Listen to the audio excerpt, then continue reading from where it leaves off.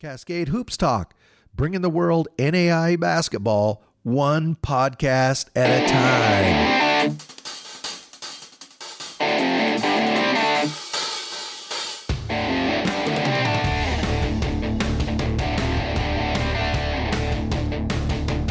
Cascade Hoops Talk, Billy D here.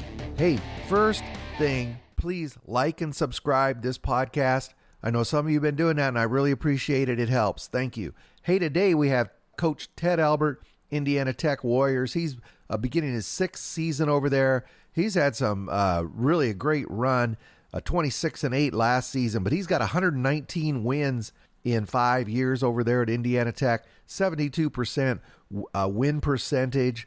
Coach Albert is a guy who came from Cornerstone, a really deep culture program, and then he assisted over there as well before he came to Indiana Tech. We're going to talk to him about that. But really, we want to focus on the job he's done at Indiana Tech. They're always one of the toughest outs in NAI basketball. Like I say about a lot of different teams, you go to an Indiana Tech game, they're not going to win every night. Nobody's going to win every night, but they are going to play hard every night. And I really admire a program like that. So I think you're really going to enjoy hearing Coach Albert talk about the Indiana Tech Warriors. I'm going to get out of the way, and let's listen to Coach Albert.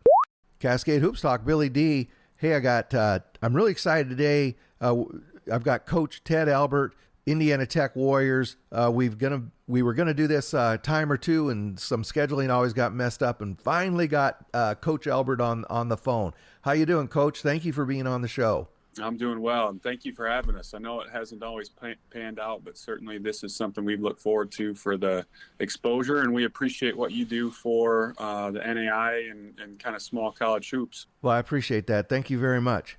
You've been at Indiana Tech 5 years now, 26-8 last season, really a good season, but you have 119 wins in 5 years, and I want to talk a little bit about how you got that. So coming out of high school, you're from that Grand Rapids area, if I'm not mistaken. You kind of grew up around Cornerstone, and you went to college at Cornerstone. What was that like?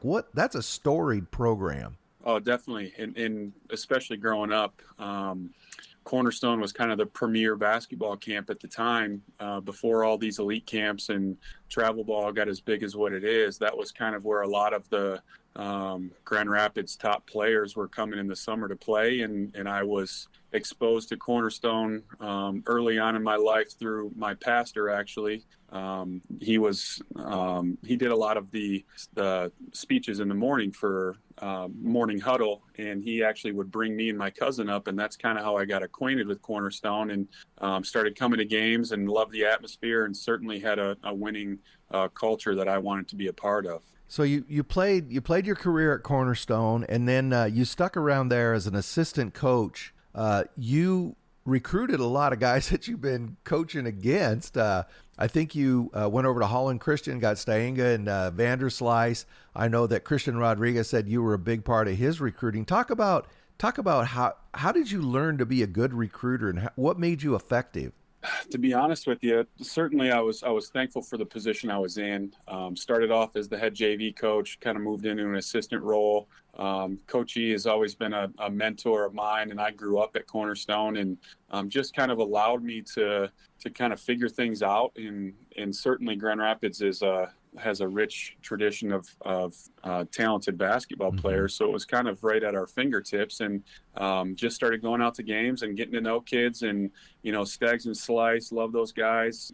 Spent a lot of time with them, went through a lot of battles with them, and just kind of trickled on down. And Christian was kind of one of my last ones that I helped recruit there. And thankfully he's gone, so that I don't have to deal with him anymore.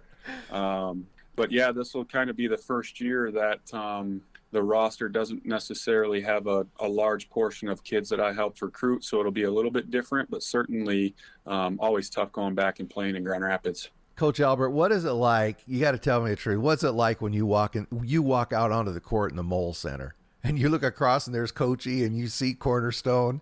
What is that feeling like? Yeah, it's a little different because, certainly I was used to sitting on the opposite end. And just from a preparation standpoint, having, all the people around you that you care about and love. And now you walk in and you're kind of the enemy. And that kind of changes perspective a little bit. But I mean, it's always tough to play there. It's a tough place to play. Coach always has really good teams. He always has. They're always well prepared.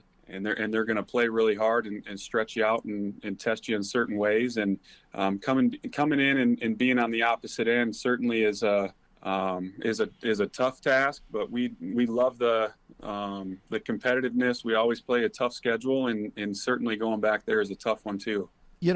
How do the fans treat you? I'm curious about that. Oh, they're awesome. I mean, a lot of the fans that are still going to games were going to games when I was a player and then as an assistant. And, obviously respectful, but they love their Golden Eagles. And, they want the best for us on pretty much every night of the week except for 2 nights. And that's when they're here and when we're there. So it's always, an awesome experience going back. Everyone's always good to me, always, has good things to say about our guys, which I certainly appreciate because we have a special group and have certainly tried to mold our guys in a similar fashion. And we've kind of been able to instill a few more, maybe a different aspect that maybe we didn't at Cornerstone at times, but definitely they've always been great to me. So, Coach, 6 years ago, an opportunity came up to go over to Fort Wayne, coach at Indiana Tech. What made you decide that it was the right time, it was the right place? Just talk about that, how you ended up at Indiana Tech. Well, I mean, I'll be honest with you. It was definitely divinely led. I'm thankful that the Lord opened that door for me because I'm not naive enough to think that I was the one that was responsible for that. Just coming down on my first, obviously having a call with several other coaches, I could tell just by the conversations that I had throughout that through that phone call that, I think that this would be a place that I could fit in. And then coming to my on-campus interview, I mean, campus here in Fort Wayne has just exploded. It's very different from when I was playing and the expansion and everything's been redone and they've done a really good job here on campus. And in Fort Wayne, and especially Indiana, I mean, they love their hoops here. And I love the opportunity to kind of take our program in a direction that I felt that I could. And the opportunity was given to me, and I'm forever grateful for that. And we're obviously still building, that's for sure. I mentioned at the start, you've been there. This is your 6th season, so you've had 5 years. You've won 119 games in 5 seasons. That's a 72% win percentage, 26 wins last season. What do you attribute your teams are very consistent, and you've been challenged a few years with, maybe only having 7-8 guys to go. I remember that was 2 years ago, 3 years ago. But no matter what gets thrown at you, you get 20 plus wins. What makes you so consistent? I mean, good coaches have great players. Yeah. There's no other way around that. And again, I certainly don't think that you're going to have some of those injuries. We've had 3 years ago, we had a starter go down with an ACL. 2 years ago, we had a starter go down with an ACL. And that's just kind of what we preach every day with my assistants and in our entire group of guys. It's just next man up and just find a way. We always talk about that, find a way. And things are never going to always pan out the way that you plan, and just making adjustments. And it just is a testament to the group of guys that we've had, the guys that I inherited and guys that we've been able to recruit. They've bought in from day one, and I think that's the special part is there wasn't pushback, and guys wanted to be pushed and kind of stretched in ways that made them uncomfortable. And I think that's where the growth comes from, is just figuring out a way to come together and figure out whatever it is we need to do that night to come out with a victory. So, Coach, you and I talked just a bit before we started. On paper, this team is tough. I mean, you got a bunch of all your starters are coming back. They're all 5th-year guys. I want to talk about this group. I want to start with Grant Smith. I think he's entering his 15th year of NAI basketball. He's been around forever. But yes. I've always said I think he's one of the best passers in the NAI. He really sees the court, a tough competitor. But Coach, he always, I want your opinion. When I watch him play, he seems to be, if I was a coach, he'd be one of those guys I'd be like, oh, no, no, no. Oh, yes. Like that, right? I mean, sometimes he's right on the edge, but that's also mixing good. And then sometimes that might be a little bit of a challenge for him. Talk about Grant's game. Yeah, G's come a long way, and certainly he's got a lot of miles on him. And we're thankful that he's here. He's just one of those young men that does a lot of things that you can't teach, and plays the game extremely hard, and is very gifted on both ends. He sees the game one or two steps ahead, which is really important, and that's on both ends of the floor. And he's just.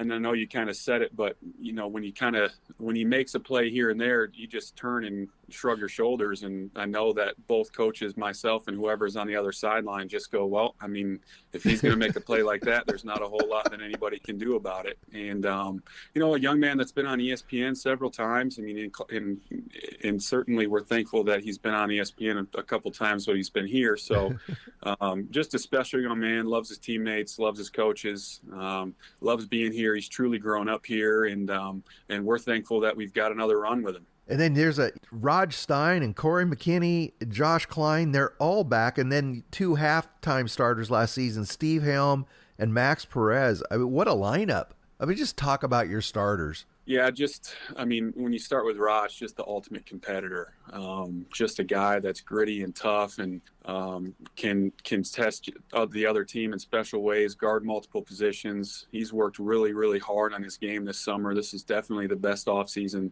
that he's had since we've been here, and is going to showcase that hopefully here in a few weeks. And Corey, another guy that's just tried and true. He's a leader of our team. He's our point guard. He's been the defensive player in the WAC now a couple times, and just one of those guys that loves to guard 94 feet. And I'm a defensive guy. I come from a defensive program, and having guys like Josh Klein, who's just been solid. Yeah. For a career, he shoots over 60%. From the floor. So it's just one of those guys. And then I know it's kind of old school where you throw it on the block and play off the block. But when you have guys like that, it makes it a little bit easier. And then obviously Steve ended up starting for us halfway through the year after Max kind of went down with an ankle injury. And missed a little bit of time. Again, that just goes to the testament of our guys to next man up and kind of fill some different voids for us. And those guys are definitely our floor spacers. And like you said, on paper, it looks great. And I love the experience that we have. But there's a lot of work that still has to be done to kind of formulate some of those things that we have on our mind as far as what our goals are this year. Coach, you came from a program, again, has a storied culture. You've been at Indiana Tech now a few years. You're putting your own stamp on that program. Talk about the culture, the basketball culture that you're building at Indiana Tech. What do you want people to think about when they think about Indiana Tech basketball? Yeah, the most important thing is what the perception is off the floor. We've got some incredibly gifted young men on the court, but the important thing for me is just the representation that our guys represent more than themselves. They represent more than our program. They represent our faculty, administration in Indiana Tech, and ultimately Fort Wayne. And so certainly we want to make sure that no matter what's going on or where we are, that when we leave, our guys leave a positive impact. And our guys have certainly done that. We're thankful that we've got some special young men and intelligent young men, that's for sure. We've got our team GPA is around a 3.3, and it was a little bit lower than that when I took over. So we've kind of formulated our culture based on certainly guys that are talented, because we love to win, and we obviously want the best players, but also guys that are going to represent us in the Fort Wayne and Indiana Tech community positively. Coach, you're known as a competitive, and I say that a bit tongue-in-cheek because you're known as a bit of a hyper-competitive guy whose teams are going to play really, really hard. Where did that come from in you? Well, I mean, certainly it starts at home. My parents were both coaches. My entire family is ultra competitive, no matter what it is. Whether we're playing a board game, dominoes, that whoever it is, we all want to win. It doesn't matter. And it's funny you say that, because my wife makes the comment that I morph into a different person on game day. and that just kind of comes from the fact that how serious we are about, the execution and the preparation and everything that goes into all the hard work that we put in, just holding ourselves to that highest standard. And our expectations are higher for ourselves than anyone else could even put together or on paper for us. And that starts with me. And I think that our guys kind of see, how much time and work myself and our staff put in to put them in the best situation possible to be successful. And then it's up to them to execute at that point. You mentioned being in Fort Wayne, and right there, you got obviously yourselves, you got St. Francis, Trines right there. They have a great basketball history. Huntington's just up the road. Grace is just 45 miles away, 40 miles away. Yep. And then obviously Indiana Way. There's so many, you're just surrounded by the crossroads. And then right in Fort Wayne, you've got a lot of competition. How do you recruit there? Yeah, it's tough, especially being in a different conference. I mean, we really are recruiting against the Crossroads League. That's kind of with where we're located. But, the state of Indiana loves their hoops. There's plenty of kids here. There's plenty of talent. So certainly when we try to pinpoint some of those kids, we're going to run into those Crossroads teams and sometimes WAC teams when we kind of trickle into Michigan a little bit. But, we think that we have a good product to sell. We think we've built a good culture, and certainly campus sells itself. So I think that the success kind of followed that. And now we're in conversations with recruits that maybe we wouldn't have been before. And that's just a testament to our guys, because it kind of starts with them and just the work that they put in and the success that they've had. Yeah, the majority of your guys are from that Indiana, and you like you say, you get some up into Michigan. What's your philosophy for your program? Do you prefer to go get guys right out of high school, build 4-year guys? How do you try to build a team? Yeah, I think that's important for us just from the foundation standpoint. Guys that grew up here, guys that are invested, and sometimes they're 4-year guys. Sometimes we get a 2 or a 3-year guy. And people ask all the time, where do you find your kids? And honestly, it doesn't necessarily matter location-wise. If they kind of check all the boxes for us, we'll figure out a way to make that recruiting process work. And once that relationship's formed and we can kind of see that it's a benefit for both sides, that's just kind of how we continue to take those steps forward. So, Coach, you're there in Fort Wayne. You're in the same town as St. Francis. I just mentioned you're near Grace. You're near Huntington. Do you ever feel that the WAC plays a bit in the shadow of the Crossroads? Well, I mean, and that's a tough one. I think it's a little loaded one for sure. I think that I don't mean it to be, but that's the way it appears to me, a long ways away. Well, and I think even when you look at some of the national tournament teams that get in and the ones that are on the border, I'm a little biased. Certainly, I think that we probably should have gotten another one last year, but it is what it is at that point. Everyone has a schedule that they have to play and control what you can control. And you have, last year you had 30 opportunities. This year you have 28, and taking it one by one, I think that each day in each game is an opportunity to prove who you are. And I think that's one reason why we scheduled primarily Crossroads leagues, is just so that it gives us that measuring stick, because they have had so much success in the national tournament. And I think that that's a great measuring stick for us to kind of see, okay, well, where are we going to be and what are we going to have to learn from, or, what position are we putting ourselves in to be successful? And again, you have an opportunity each night, and you just got to make sure you take advantage of it. Yeah. Nobody can say that you're not, scheduling the best you can find. You kick off the season on October 29th against Indiana Wesleyan. They have to come there. They have to come to the, oh, no. With your play, that's that WAC Crossroads Challenge. You're going to be over at Cornerstone. Spring Arbor. Yeah. Then you play Spring Arbor. And then you play University of St. Francis. But you always play a really tough preseason or non-conference schedule there. Yeah, I mean, definitely. And that's an attribute that I took from, Coach Ian Cornerstone. He's always willing to play whoever, wherever. And I think, again, our guys love that. They love the challenge. We play Indiana Wesleyan twice. We go to their place, I believe, December 30th, right after Christmas break. So we want to play, a tough schedule. We want to prepare ourselves because, it doesn't do us any good not to, because when you get out to the national tournament, it's going to be a battle every single round. So I think the best way to prepare ourselves is to put ourselves in those situations where, we're going to learn and grow as a group. And whatever the outcome may be, we've got to make sure that we continue to take steps forward. The NAI just across the board is just loaded up this season with all the COVID players. I mean, just looking at your lineup, look at Indiana Wesleyan, and look at Grace. I mean, just all across the country.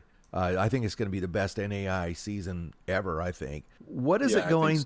It's just crazy. I bet you when you do scouting and you start looking at these teams, like, God, look at all these dudes they have. But what are going to be the keys for the Warriors to be successful and get to the nationals and get some wins in the tournament this season? Well, I think for us, and just the style of play that we have and the physicality that we like to play with, that starts on the defensive end for us. When we're playing in the 60s and low 70s, our win percentage is a lot higher. And once we start kind of dripping into that high 80s, low 90s region, that's where we've kind of struggled a little bit. So that's kind of been our focal point this entire offseason, is just finding a way to, we shot 31% from three as a team last year. And the name of the game nowadays is floor space, and being able to put guys in space and allow them to make plays with whatever talent they may have. And that's kind of been our focus, is how do we find a way to space the floor a little better, especially when you have guys like Josh Klein and Lucas Lehrman and Raj Stein and Jeremy Luciani that can score on the block, especially if they're going to play us one-on-one down there. It makes it a little bit easier. And then you've got guys like Grant, who are so much better, and Corey McKinney, when they get into gaps and they're able to get downhill a little bit. And that just comes from being able to space the floor. And that's just kind of the way the game has gone. I want to say that this is probably the highest each year. It kind of creeps up, but the most 3-point attempts per game. And I mean, we kind of cut that in half. I think we were around 17 or 18 a game last year attempts. And it's almost close to double that when you look at the national average. So finding a way to make a few more, and certainly shot selection is a part of that. The better shot selection it is, the higher that percentage is going to go up. So that's kind of been a focal point for us. But everything for us starts at the defensive end, taking away some of the strengths of the other team, finding a way to make their offensive attack a little less effective. And when we can do that, we're in a lot better position towards the end of the game to put ourselves in a situation to win. Coach, I want to say to anybody up there in northeastern Indiana, I mean, if you have a free Saturday night, or I think you play on Thursday, Wednesdays, or anyway, whatever night you play, you need to get out and see this Indiana Tech team. Maybe you typically follow Trine, or maybe you typically follow St. Francis. Get over and watch Indiana Tech. You're gonna see great basketball. Coach Albert's teams play very, very hard. They defend the heck out of the ball, and win or lose, you're going to be entertained because they play great basketball. So, Coach, you put out a great product, and I really respect your program. Well, I appreciate that, and we'd love to have anybody out. We do have a great game day atmosphere here, or whether it's on the road. We've got, we've kind of gotten to the point to where our guys are finally comfortable, and we love home games. We're on the road quite a bit this year, but that's just another test that our guys are going to have to step up to the plate and continue to find a way. Does the WAC play doubleheaders? Do you play women's and men's together, or different days? Yes, we play doubleheaders. So we play Wednesday and Saturday. So Wednesday night, Saturday afternoon. And our women's team has been super successful. Yeah.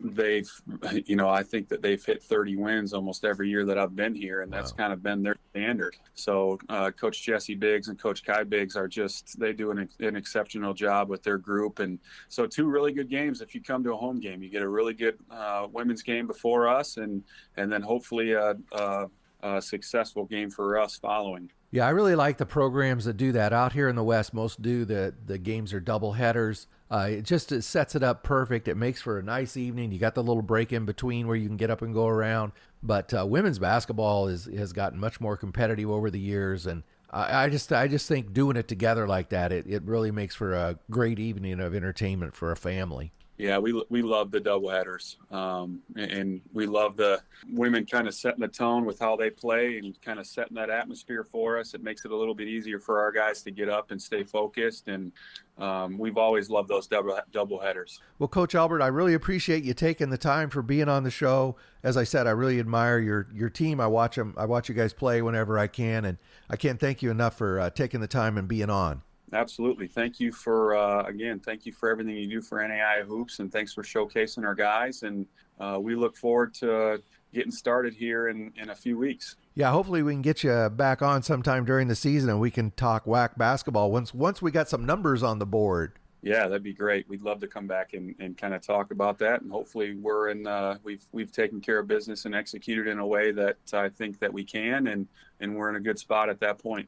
Well, that's Coach Ted Albert. He's the head men's basketball coach, Indiana Tech Warriors. Thanks a lot, Coach. I appreciate it. Thank you. Hey, thank you very much to Coach Ted Albert, Indiana Tech Warriors, for being on. As I said a couple times during the interview, a program I greatly admire. I love how hard they play. I hope nobody in the WAC or Indiana Tech misunderstood the question about the WAC or the Crossroads are overshadowing. Indiana Tech is right there in Fort Wayne. They're surrounded by the Crossroads. I thought it was a natural question. I could have probably asked it better, but Coach Albert, he handled it with the ultimate class, and they do go out. Everybody in the WAC plays tough preseason schedules, very competitive conference, and I appreciated Coach Albert's candor talking about it. Hey, I want to remind you it's almost time for basketball. As we just talked about with Coach Albert, get out there, get your butt in those seats. A lot of these programs, they're double headers. You're going to love it. Take your family. They're going to enjoy it. You're going to meet some great people. You have the opportunity to meet some unbelievably fantastic student athletes. And more importantly, you're going to have fun, and it won't break the bank because NAI basketball is the best entertainment value in America.